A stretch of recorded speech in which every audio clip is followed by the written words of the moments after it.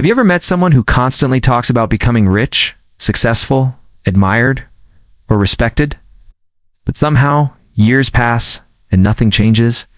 They buy productivity books they never finish. They watch motivational videos every night, create vision boards, set ambitious goals, and tell everyone that this year will be different. Yet when it's time to wake up early, they hit snooze. When it's time to practice, they procrastinate. When it's time to sacrifice comfort, they suddenly become experts at finding excuses. Here's the strange part. Most of these people genuinely want success. They're not lying. They're not pretending. They truly imagine a better future. So why do they avoid the very thing that creates it?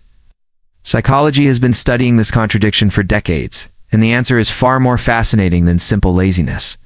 Because often, the real obstacle isn't the body, it's the mind. Many people don't fear hard work. They fear what hard work represents. Imagine, it's two people standing at the base of a mountain. One sees a challenge, the other sees proof that they're not capable. The mountain is identical. Only the meaning is different. Psychologists call this self-efficacy, the belief that you can successfully complete difficult tasks. People with high self-efficacy see effort as the path to improvement. People with low self-efficacy see effort as evidence that they're already behind. If you secretly believe you're incapable, every difficult task becomes emotionally painful. Avoiding work isn't protecting your energy, it's protecting your identity. Then there's another hidden force most people never notice. Our brains are designed to conserve energy. Thousands of years ago, saving energy helped humans survive. Today, that same instinct pushes us toward comfort. Scrolling social media feels easier than building a business. Watching successful people feels easier than becoming one. Planning feels easier than executing. Your brain rewards immediate comfort because it mistakes comfort for safety. That's why motivation disappears the moment real work begins. It's not because your dream isn't important. It's because your primitive brain values today's comfort more than tomorrow's reward. This is also why people often confuse being busy with making progress. They spend hours organizing desks, creating color-coded schedules, researching the perfect strategy, buying expensive equipment, watching another productivity video, everything except actually doing the difficult thing. Psychologists call this productive procrastination. It feels productive because you're moving, but you're moving in circles. Real progress almost always feels uncomfortable. Fake progress usually feels exciting. Think about it. Starting a YouTube channel isn't hard because of editing software. It's hard because someone might judge your first video. Writing a book isn't difficult because typing is exhausting. It's difficult because your work can be criticized. Building a business isn't scary because of spreadsheets. It's scary because failure becomes public. Often, people don't avoid effort. They avoid emotional exposure. Every meaningful achievement carries the possibility of embarrassment. And for many people, protecting their ego becomes more important than achieving their goals. This leads to something psychologists call self-handicapping. Instead of giving their full effort and risking failure, people intentionally avoid trying. That way, if they fail, they can say, "I didn't really try." It's an invisible shield for the ego. Imagine taking an exam. One student studies for weeks. Another barely opens the textbook. If both receive poor grades, whose failure hurts more? Ironically, the student who studied, because now the failure feels personal. The second student can simply blame lack of preparation. "I could have done better." Maybe, maybe not, but the excuse protects self-esteem. Many adults unknowingly use this same strategy throughout life. They dream big, work little, then tell themselves they never really committed anyway. It's emotionally safer. Another powerful psychological trap is called instant gratification. Modern life has become a buffet of immediate rewards. Every notification, every short video, every online purchase, every like, every message, each one gives your brain a tiny burst of dopamine. Success, however, works differently. Learning a skill, building muscle, growing a company, saving money, writing a novel, these rewards arrive months or years later. Your brain now has to choose between a small reward today or a much bigger reward in the future. And unless you've trained your mind, immediate pleasure usually wins. This explains why discipline feels unnatural at first. You're asking your brain to reject certainty today for possibility tomorrow. That requires psychological maturity. Then there's perfectionism. Ironically, perfectionists often appear lazy, not because they lack ambition, because they refuse to begin until conditions are perfect. They wait for the perfect mood, the perfect plan, the perfect opportunity, the perfect timing, the perfect equipment, the perfect confidence. But perfection doesn't exist. Action creates clarity. Waiting creates anxiety. Every day spent waiting convinces the brain that starting is dangerous. Eventually, even small tasks feel overwhelming. Success doesn't belong to people who wait for confidence.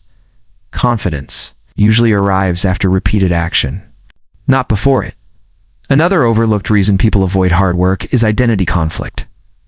Deep inside, many people still see themselves as average, or unlucky, or someone who never finishes anything. When your actions begin to contradict that identity, your subconscious becomes uncomfortable. Imagine someone who's always believed they're bad with money. The moment they start saving consistently, it feels unfamiliar. Part of their mind wants to return to old habits simply because they're familiar. Humans naturally seek consistency with their self-image. If your identity says, "I'm not disciplined," your behavior will eventually prove it. Changing your life often begins by changing the story you tell yourself. Notice how successful people rarely say, "I'm trying to become disciplined."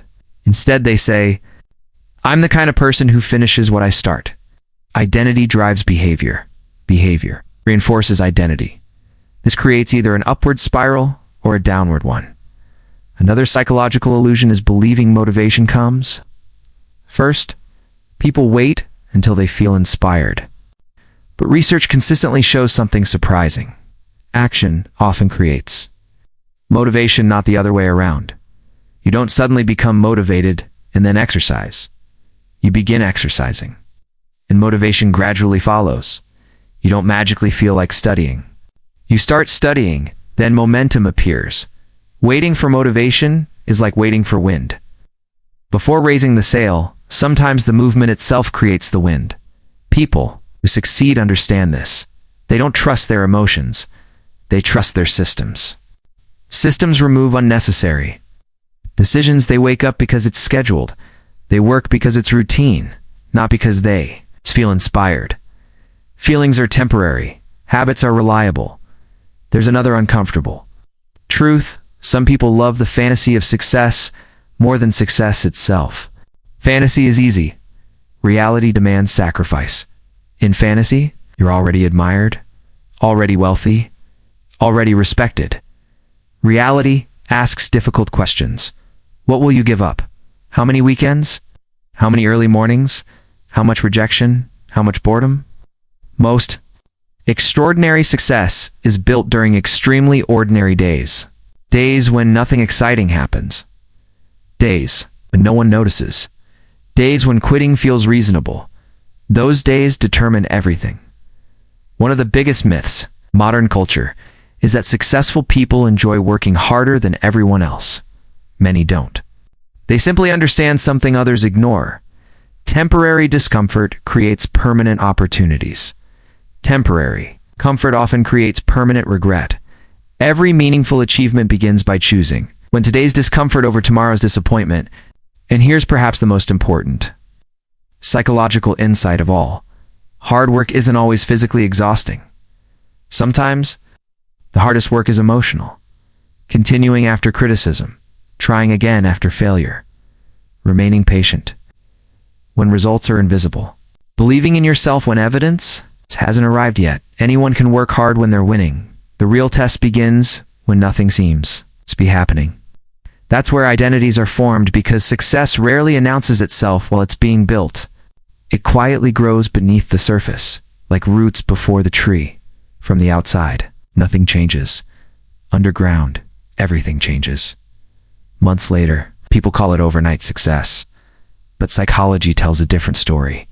Behind every visible achievement, or hundreds of invisible decisions. Tiny moments where someone chose effort over excuses, growth or over comfort, action over fantasy. The people who eventually succeed aren't necessarily smarter. They're often the people who learn to stop negotiating with discomfort. They accepted that. Every meaningful goal comes with a psychological price. Instead of asking, how can I avoid hard work? They began asking, what kind of person do I become by doing it anyway? That single question changes everything, because success is rarely about finding the perfect opportunity. It's about becoming the person who can recognize it, pursue it, and persist long enough to earn it. If this video helped you understand the hidden psychology behind success and procrastination, make sure to subscribe to the channel and turn on notifications. Every week we explore the psychology of human behavior, mental strength, emotional intelligence, and the hidden patterns that shape our lives. Now I'd love to hear from you. What do you think holds most people back? From working hard, fear of failure, love of comfort, perfectionism, or something else? Share your thoughts in the comments below.